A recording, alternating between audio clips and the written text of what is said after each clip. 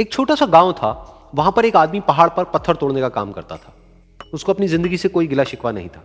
पूरा दिन वो काम करता, मेहनत करता, दिन के एंड में जो थोड़ा बहुत पैसा मिलता वो जा करके अपने परिवार के साथ में थोड़ा सा टाइम स्पेंड करता और चैन से सो जाता। तो एक दिन रोज की तरह वो अपना काम खत्म करके अपने घर की तरफ जा रहा था।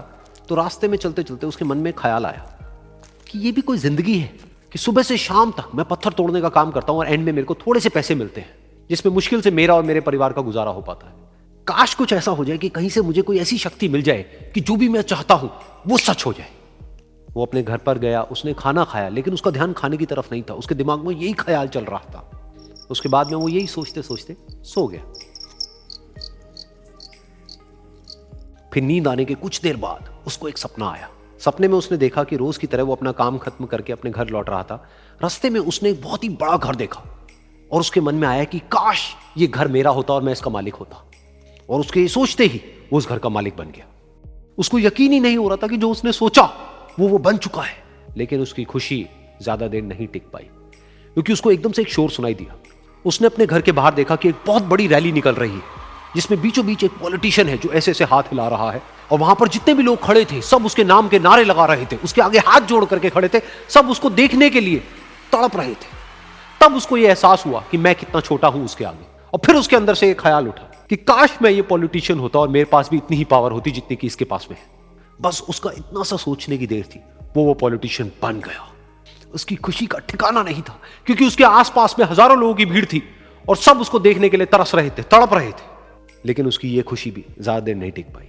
धूप बहुत ही तेज थी और उस पॉलिटिशियन को आदत नहीं थी इतनी गर्मी में रहने की। तो उस धूप की वजह से उसको चक्कर आ गए और वो बेहोश होकर के गिर गया।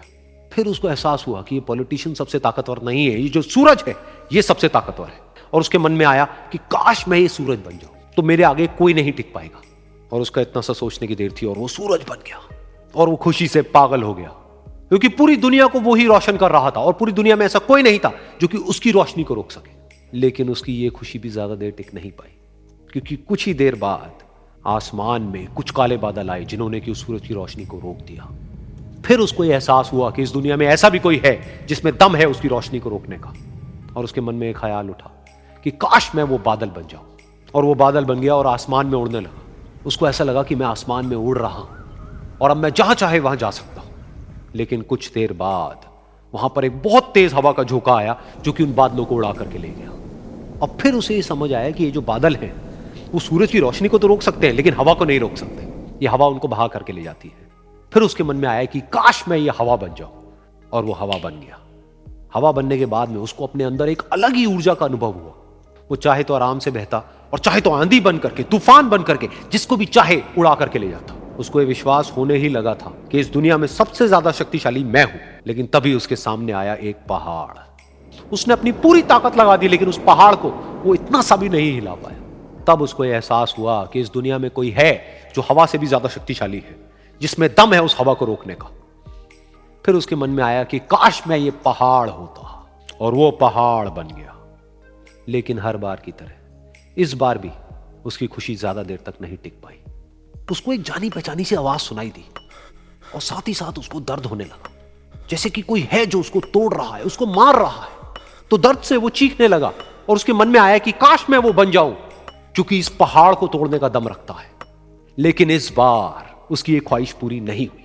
वो रोने लगा, चीखने लगा, चिल्लाने लगा। उसने अपनी पूरी जान लगा दी, लेकिन इस बार वो नहीं बन पाया। उसका दर्द बढ़ता ही चला जा रहा था और दर्द की वजह से एकदम से उसकी नींद खुली और सामने शीशा था। उसने शीशे में देखा और उसको समझ आया कि सपने में मैं वो क्यों नहीं बन पा रहा था जो मैं बनना चाहता था, क्योंकि असलियत में मैं वो ही हूं।